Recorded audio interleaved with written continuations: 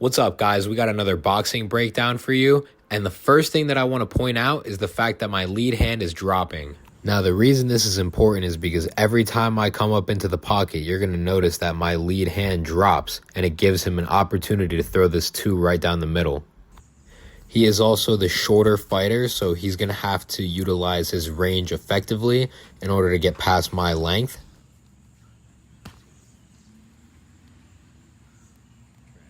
So you'll notice right here that my hand is dropping, but I'm slightly outside of the pocket, so that's okay. The problem comes in when you're inside of range and you can't get your hand up fast enough to block a punch.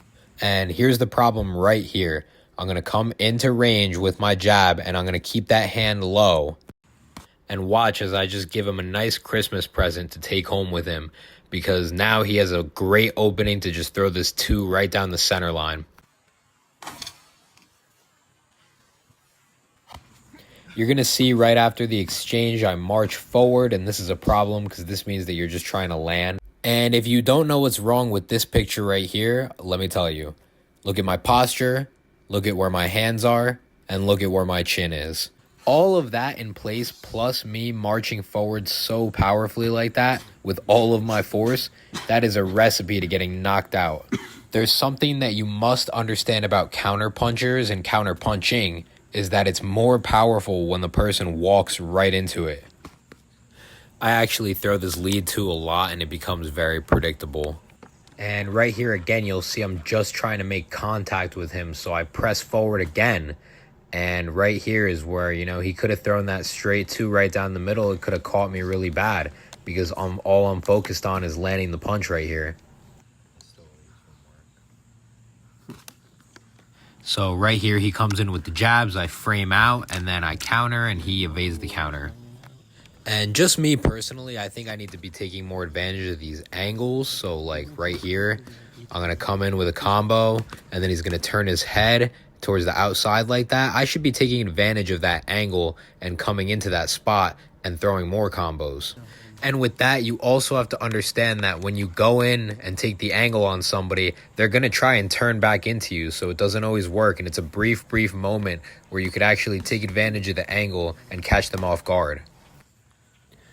Now, every single time I jab, I'm taking a big step forward. I got to start pumping the jab more and actually using my range to keep him at bay instead of trying to come in like he should be doing to me.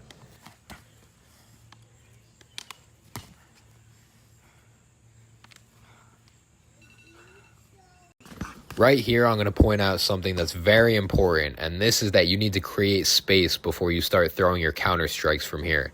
And I'm just too close to make good contact with any of those punches.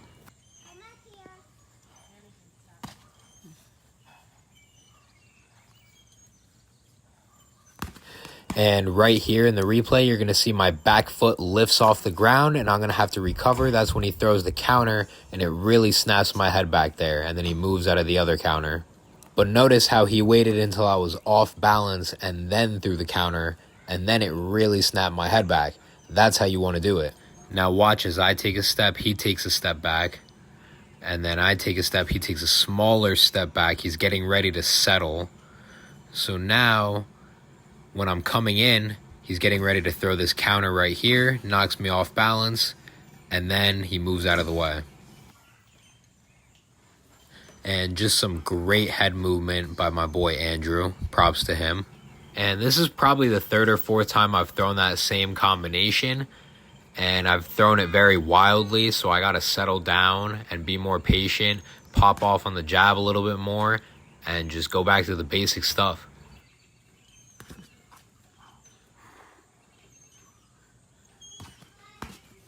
So what you're about to see is me throw a 1-2 combination, and I leave my head right on the center line so he's able to counter that. I got to move my head off the center, especially when I'm moving right into the range of battle.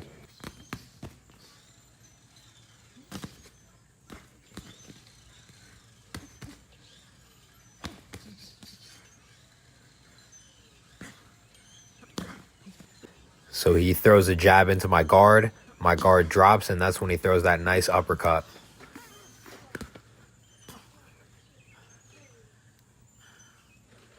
This is getting cool. This is getting intense.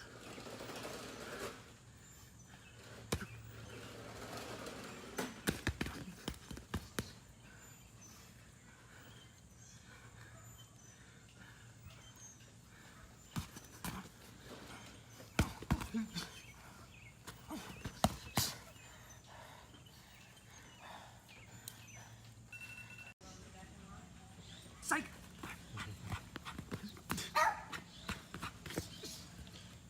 Straight jabs. Straight jabs, that's it.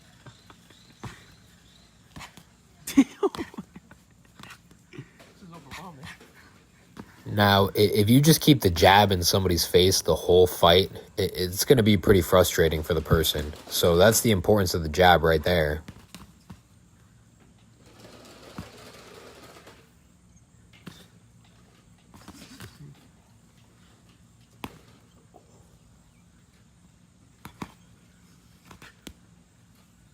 Now, you're going to see right here, he dips his head down, and I'm kind of going to just follow him with my head.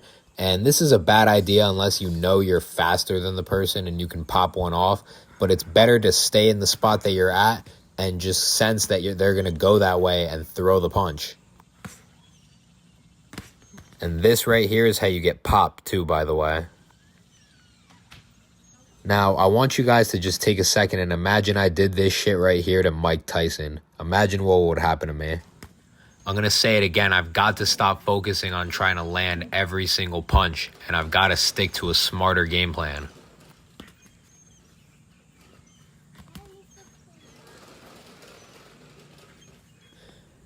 I throw an uppercut, jab, cross, and he moves out the way. And I've got to recover from that too better. When I throw this jab right here, I got to move my head off the center line.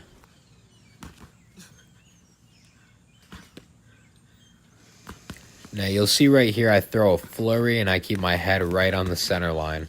I start off doing the right thing by ducking, and then I bring my head up and I just leave it right here. And at this point, he's got my body and my head. He could throw uppercuts, he could throw twos, he could throw probably almost anything in his arsenal right now if he wanted to. Now, right here, I obviously got away with it, but I'm just saying it could have ended really bad. No, we're good. Let's go. That was fun. And as you can see right here, I'm just not making good use out of my range. I'm jamming myself up a little bit, and I'm not landing any of those shots.